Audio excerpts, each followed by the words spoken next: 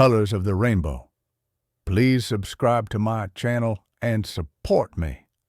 A long, long time ago, fairies and humans lived side by side, but they never visited each other's worlds.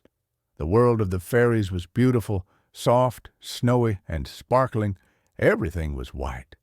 The little snow-white fairies danced on ice, sang with silky voices, and played with fluffy white toys.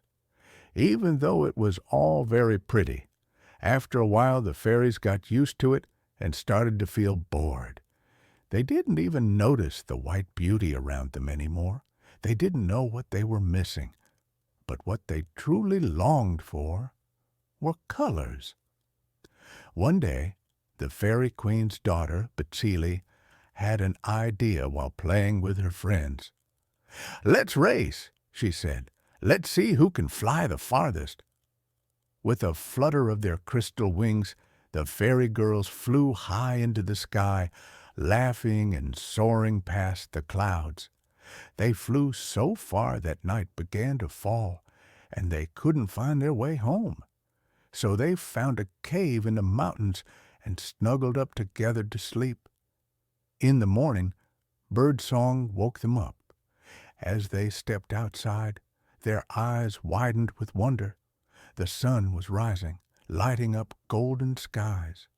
Around them were green forests, colorful birds, shiny silver rivers, and butterflies with wings full of all the colors of the world.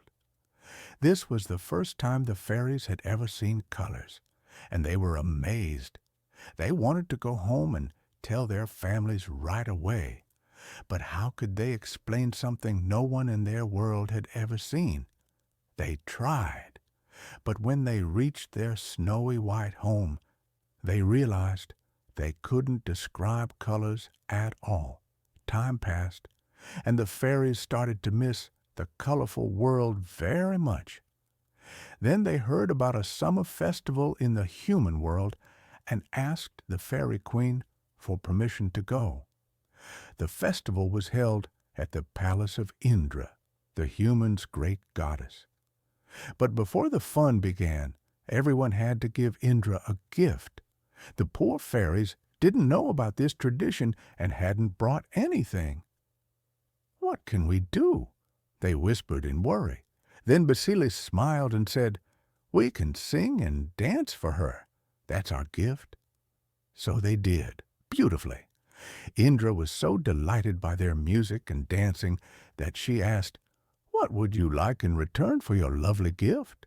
The fairies whispered among themselves and then replied, "We want our world to have colors too." Smiling, Indra took her magical paintbrush and waved it toward the sky. As the fairies returned home, the rain stopped, the gray clouds cleared, and a bright rainbow appeared in the sky. The same colors from Indra's gown now danced across the sky in their world, and that is how the rainbow brought colors to the fairyland, thanks to a brave fairy girl named Betsili. Thank you for listening.